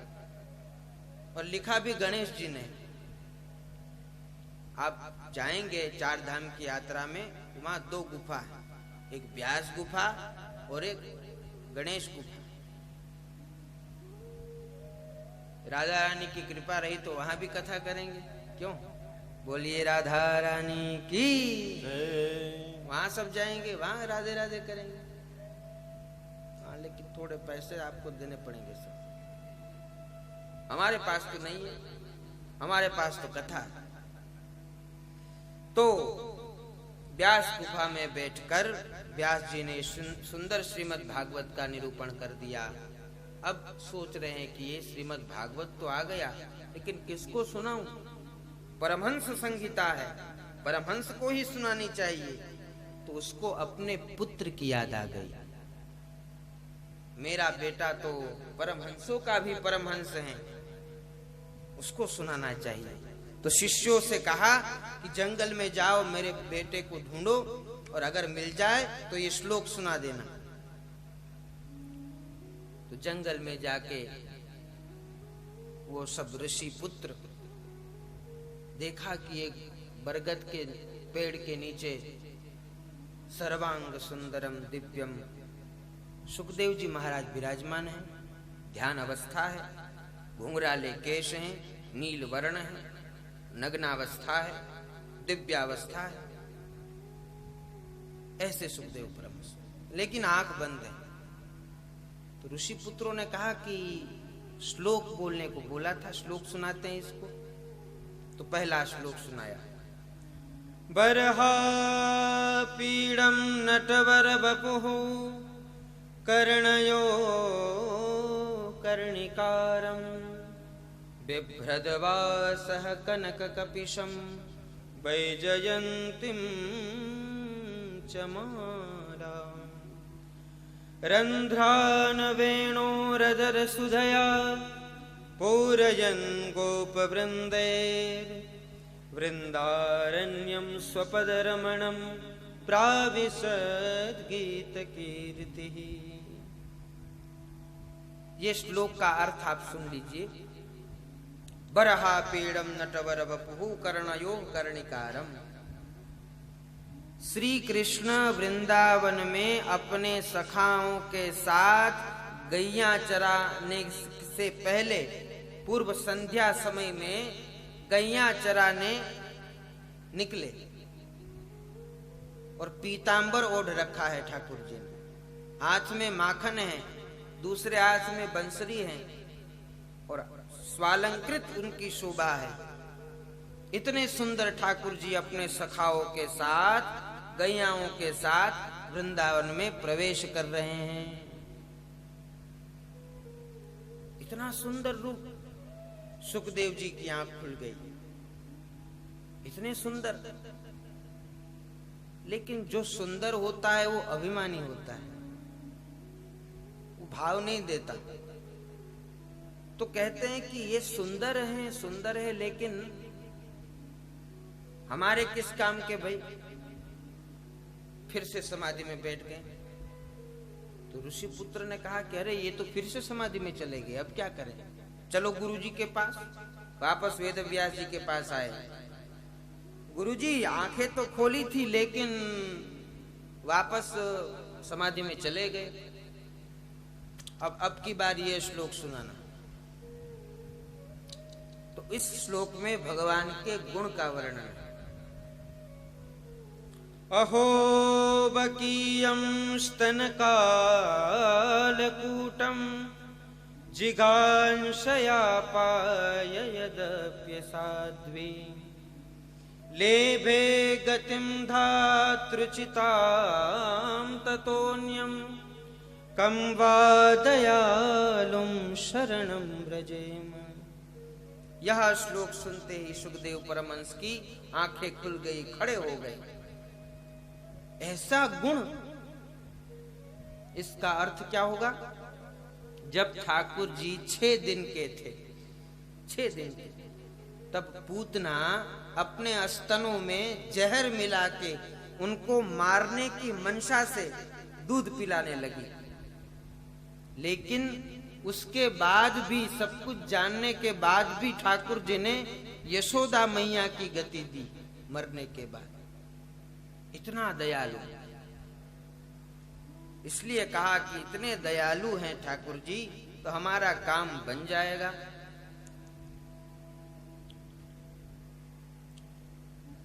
तो कहते हैं, ऋषि कुमारो, ये श्लोक कहां से लाए तुम? ये श्लोक कहां से सीखे? हमारे गुरुजी ने हमको दिए हैं। अच्छा, कौन है तुम्हारे गुरुजी? हमारे गुरुजी वेद व्यास है। अरे हाँ, वो तो हमारे पिता है। हाँ ठीक है, चलो चलो, उसने ही बुलाया है।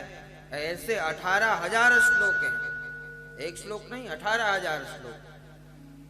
अच्छा ठीक है, चलते हैं। वहां व्यास नंदन और व्यास जी का मिलन हुआ। गले मिले बाप बेटे, और वेद व्यास जी ने 18,000 परमहंस संहिता श्रीमद् भागवत रूपी सार को या रस को श्री सुखदेव परमहंस को सुनाई। और धीरे धीरे श्री सुखदेव, समय बीतता गया तो सुखदेव जी ने परीक्षित जी महाराज जी को सुनाया। तो सौनकादिक परमहंसों ने कहा कि वेदव्यास जी भी परमहंस, पहले शुरुआत करो। भगवान परमहंसों के दादा, भगवान ने किसको सुनाया? ब्रह्मा जी को सुनाया, वो भी परमहंस। ब्रह्मा जी ने किसको सुनाया? नारद जी को सुनाया, वो भी परमहंस। नारद जी ने किसको सुनाया? नारद जी ने वेदव्यास जी को सुनाया, वो भी परमहंस।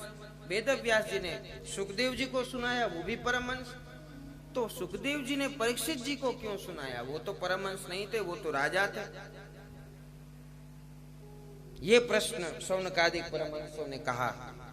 तो परीक्षित जी का चरित्र सुनाया। यदा मृधे कौरव सृंजयानां वीरेश्वथो वीरगतिं गतेषु भगनोरुदण्ड धृतराष्ट्रपुत्र भगनोरुदण्डो धृतराष्ट्रपुत्र। एक बात की बात है, महाभारत का युद्ध हो रहा था। महाभारत के युद्ध में पांचों पांडव जीत गए और कौरव सब मारे गए। अंत में दुर्योधन और भीमसेन का युद्ध हुआ। तो भीमसेन ने उसके जांघ का, उरु का दंड भेदन करके दुर्योधन को घायल कर दिया। वो घायल करके सब पांडव जीत गए और शंखनाद बजा के सब चले गए शिविर में। तो श्री कृष्ण ने कहा, आज तो खुशी का दिन है, हम लोग जीते हैं, चलो बाहर जाएं, शिविर में नहीं जाएंगे।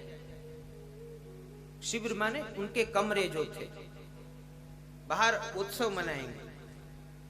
और इस तरफ दुर्योधन घायल पड़ा था। उसके सामने उस समय अश्वत्थामा आए।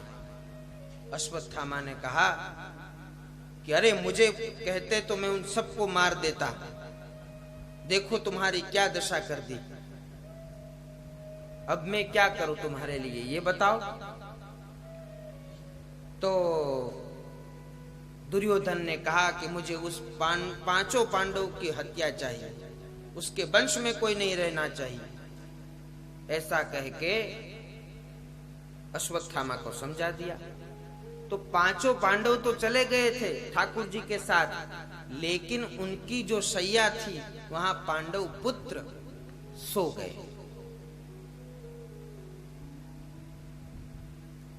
तो अश्वत्थामा ने काकल्यकुंज न्याय से जाके अंधेरे में उनके सिर काट दिए, पांडव पुत्र के, और सिर लाके दुर्योधन के पास रख दिए। ये लो पांचों पांडवों के सिर। तो दुर्योधन ने देखा, अरे मूर्ख, ये पांडवों के मुख नहीं हैं, ये तो पांडव पुत्र के मुख हैं। तूने तो हमारे पीछे पानी देने वाला भी नहीं छोड़ा, सबको मार दिया। बहुत दुखी होकर, घायल होकर दुर्योधन ने अपना देह त्याग कर दिया। और इधर अश्वत्थामा घबरा गए, अब क्या होगा मेरा।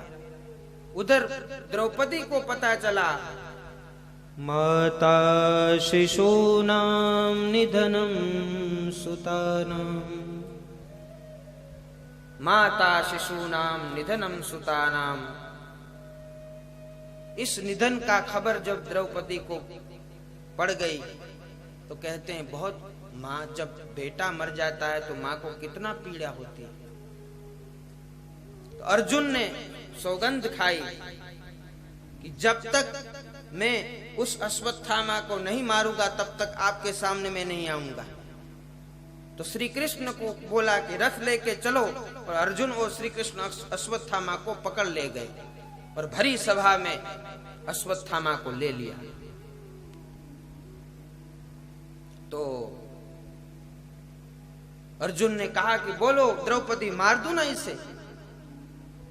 मुच्यता मुच्यता मेष ब्राह्मणो नितराम गुरु। इसको छोड़ दो, प्रणाम करें। प्रणाम किया। जिसके बेटे का हत्यारा मिल गया वो द्रौपदी उसको प्रणाम करती है। क्यों? ब्राह्मण है।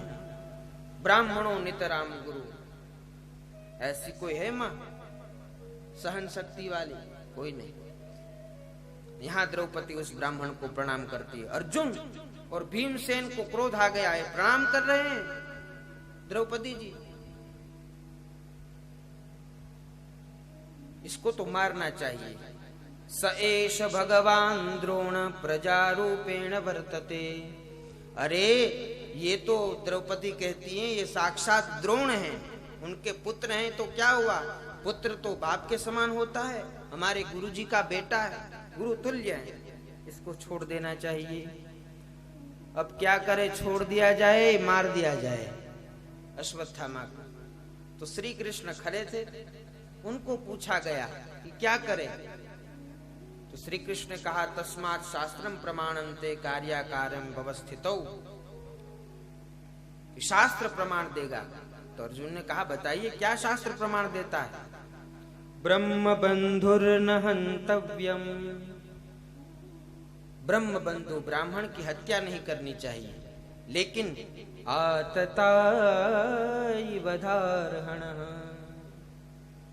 आतताई अगर पापी हो तो मार देना चाहिए। अर्जुन ने कहा ये आप हमको ज्ञान दे रहे हैं या अज्ञान दे रहे हैं? इशारे में समझ गया अर्जुन, क्योंकि गीता ज्ञानी था, उसका अपमान करने को बोल रहे हैं। अर्जुन ने कहा कि केवल मृत्यु ही, मार डालना ही मृत्यु नहीं है, ब्राह्मण का अपमान ही मृत्यु है। तो अश्वत्थामा के मस्तक में जो मणि थी वो निकाल ली और धक्का मार के उसको भरी सभा में अपमानित करके भगा दिया।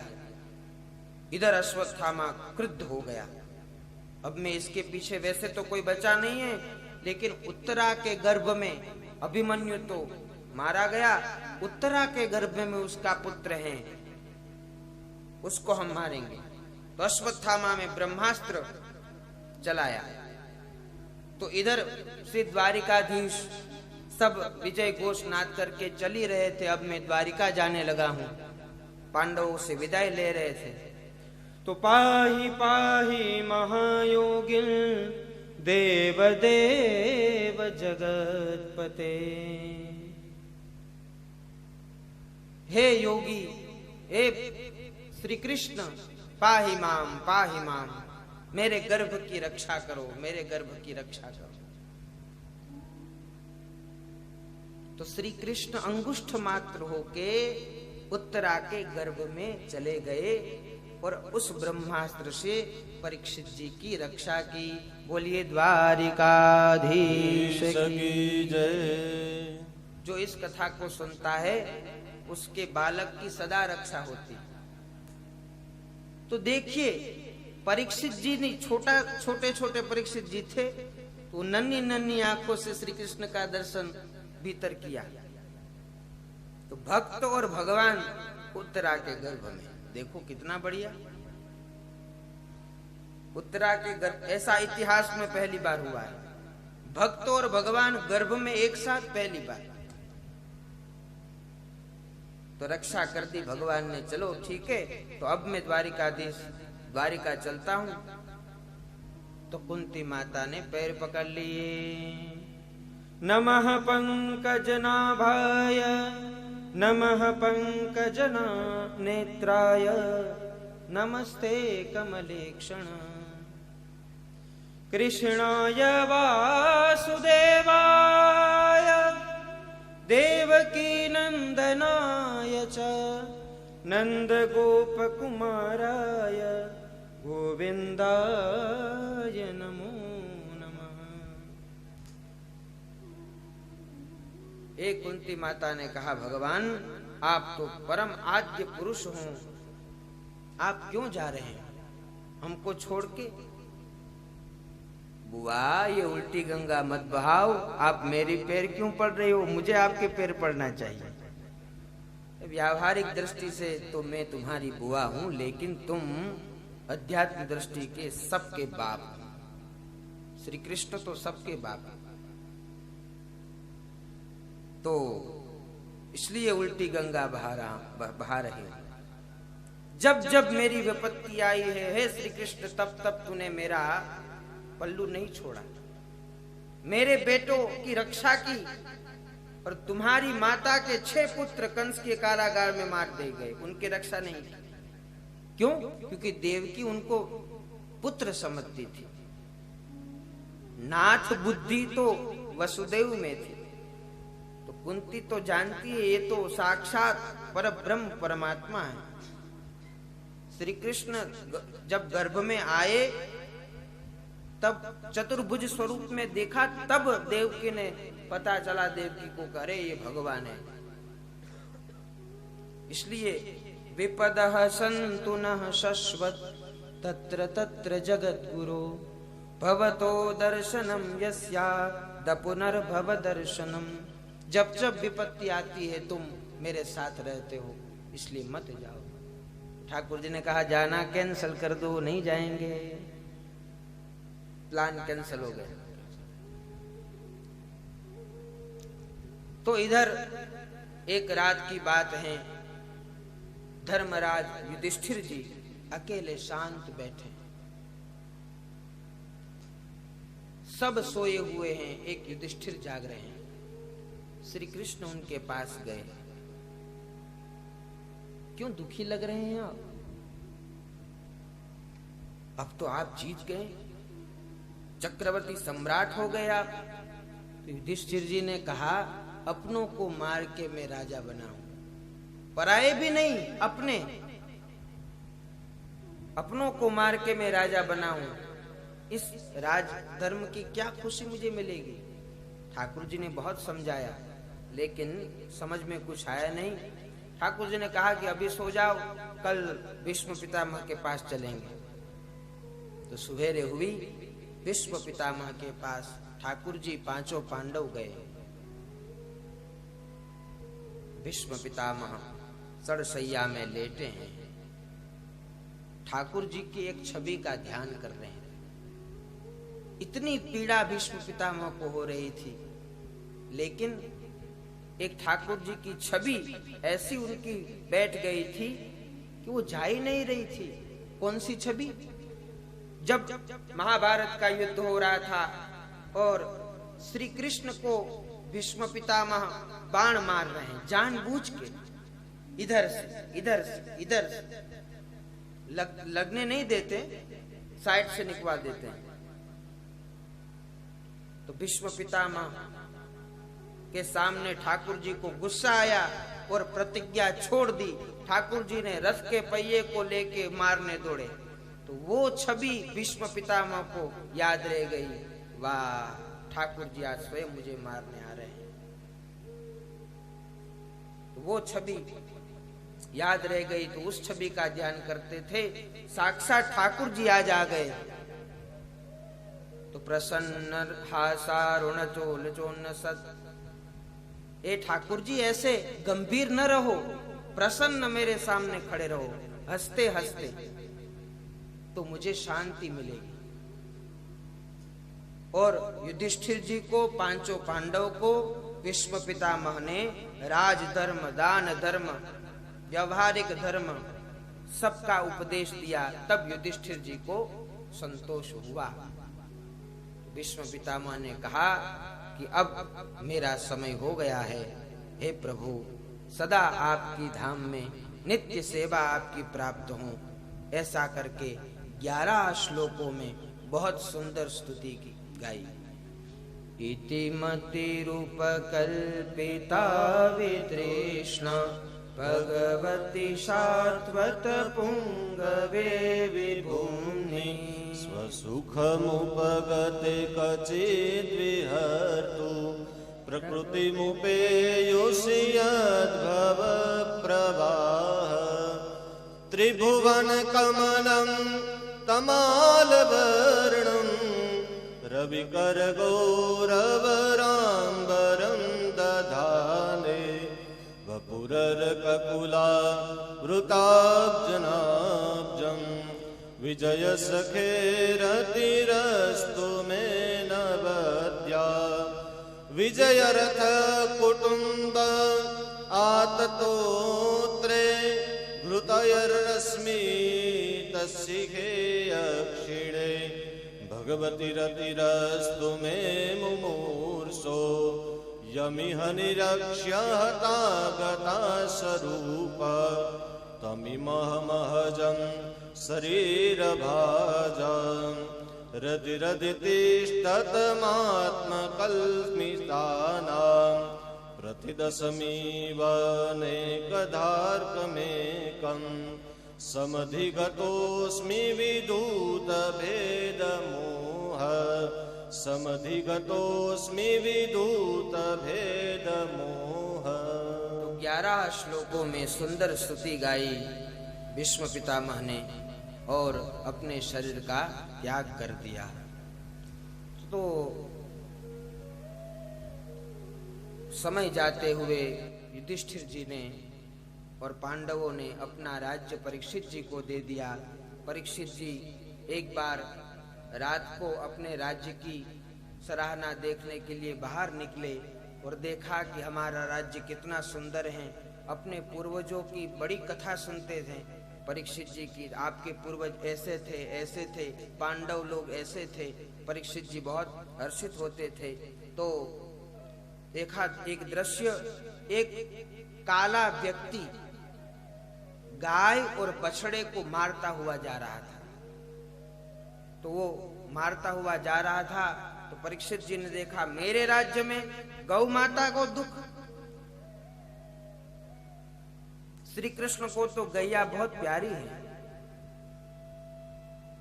तो जो बछड़ा था वो धर्म का स्वरूप था और जो गाय माता थी वो धरती की, धरणी की स्वरूपिणी थी।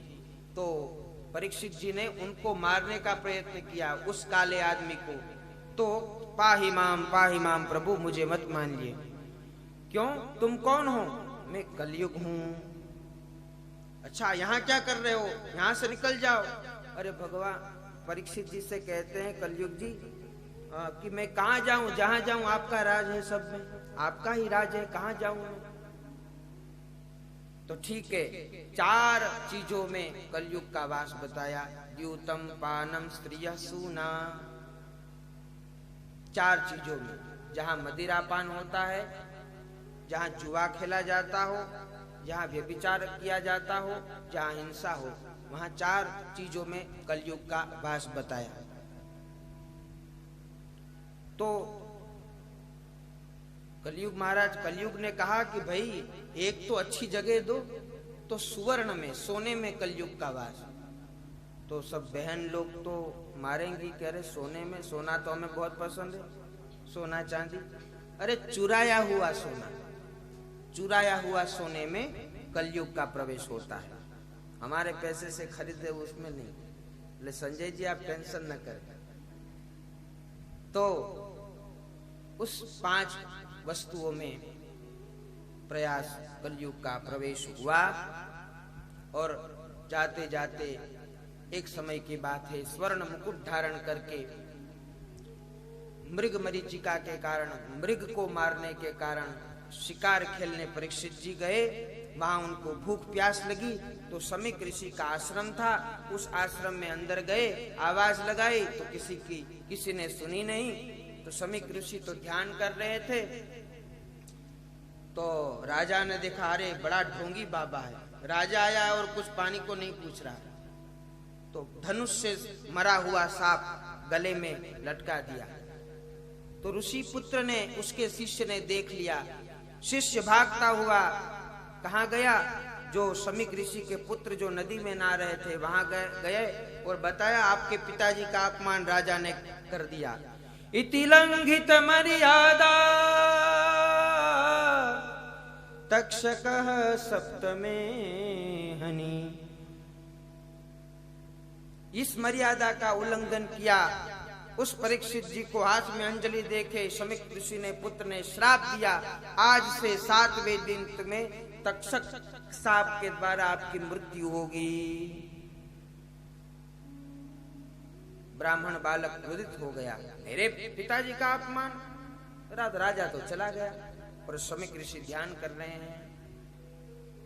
तो ये सब स्नान वान करके उनके पुत्र आए समीक ऋषि के, और नाग हटाया, ध्यान जब खुला, सब बात बताई तो पता चला कि श्राप मिला है। तो समीक ऋषि ने कहा, अरे बहुत धर्मवान राजा है, उनको श्राप नहीं देना चाहिए था। जाओ, गुरुपुत्र अपने शिष्य से कहा कि जल्दी परीक्षित जी को ये कहा, सब जो बात हुई, घटना हुई है, जो श्राप मिला है वो बता दो। तो परीक्षित जी के सभा में वो ऋषिपुत्र आता है और ऋषिपुत्र कहता है कि आज से आपको 7 दिन में तक्षक नाग काटेगा। तो परीक्षित जी ने सुन के सारे राज्य का परित्याग करके गंगा के किनारे चले आए और सब ऋषिगण उनको आश्वासन देने लगे कि चिंता न करो, चिंता मत करो। तो ततरा भवद भगवान व्यास पुत्रो, ततरा भवद भगवान व्यास पुत्रो, ओ ततरा भवद भगवान व्यास पुत्रो, ततरा भवद भगवान व्यास पुत्रो। व्यास नंदन श्री सुखदेव जी महाराज वहां आविर्भाव हो गए। बोलिए श्री सुखदेव जी महाराज की जय। परीक्षित जी और सभी सभा में जितने संतगण खड़े बैठे थे वो खड़े हो गए, सब प्रणाम किए और परीक्षित ने पूछा कि म्रियमाण व्यक्ति को क्या करना चाहिए। तो सुखदेव जी ने कहा कि कल 5:30 बजे बताऊंगा। बोलिए श्री भागवत भगवान की जय। सभी को इस पावन गंगा में स्वागत है। भगवान की कथा 2 दिन से चल रही है। भगवान की कथा हम सब सुन रहे हैं। भगवान से यही प्रार्थना है कि राधा रानी की कृपा हम सब के ऊपर अविरत रहती है। भगवान का प्रेम, राधा रानी का प्रेम अविरत आप सबके ऊपर रहे, इसी भगवान से प्रार्थना। बोलिए राधे राधे। आगे भगवान की आरती होगी, भगवान का प्रसाद वितरण होगा। भगवान की आरती के लिए सभी खड़े हो जाइए अपनी जगह और भगवान की आरती करेंगे।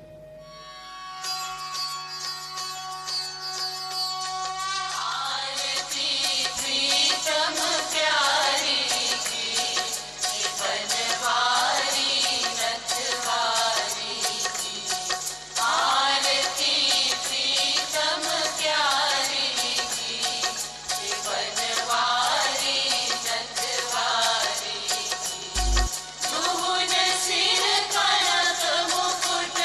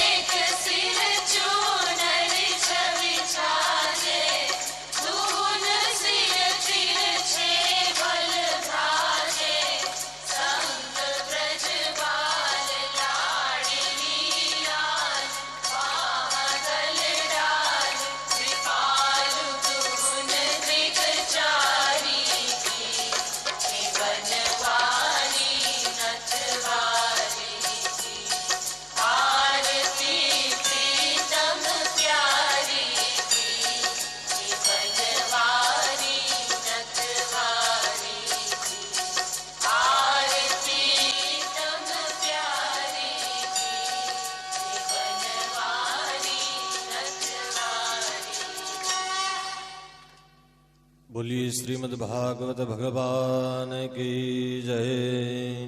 यानि कानि च पापानि जन्मान्तरः कृतानि च तानि सर्वाणि नश्यन्तु प्रदक्षिणां पदे पदे। श्रीमद्भागवत वाङ्मय पुरुषाय नमः। आरार्तिक्यं समर्पयामि। अथ मंत्रपुष्पांजलि पश्चात दरेके एक प्रदक्षिणा करवानी है। ओम जगनेन जगन्मय जंत देवास्थानि धर्माणि हनाकं महिमानः सचन्त त्रिपुर्वेशाद्याः सन्ति देवाः। ओम विद्या बुद्धि धन ऐश्वर्य पुत्र पौत्रादि संपद पुष्पांजलि प्रदानेन देहि मे वाञ्छितं फलम्। ओम श्रीमद्भागवत महापुराणाय नमः।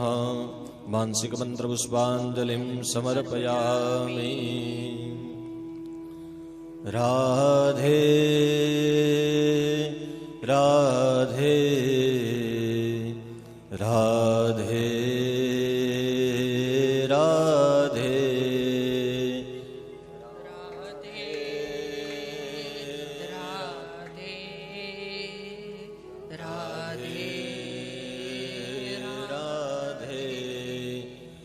राधे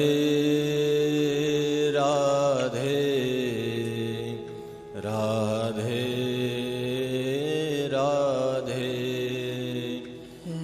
राधे राधे राधे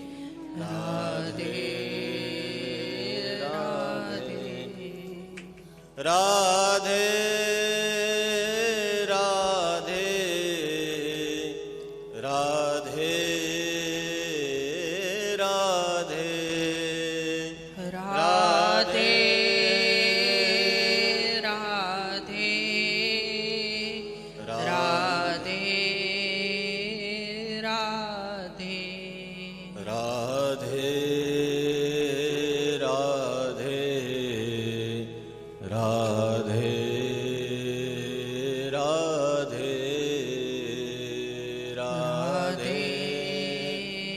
राधे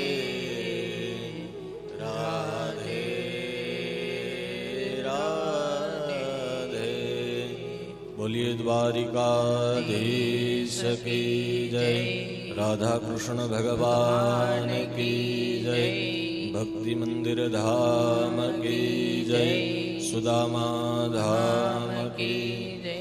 जगत गुरु कृपाल महाराज की जय। ओम नमः पार्वती पतये हर हर महादेव हर। जय जय श्री राधे जय जय श्री राधे जय जय श्री राधे। श्री वृंदावन बिहारी लाल की जय।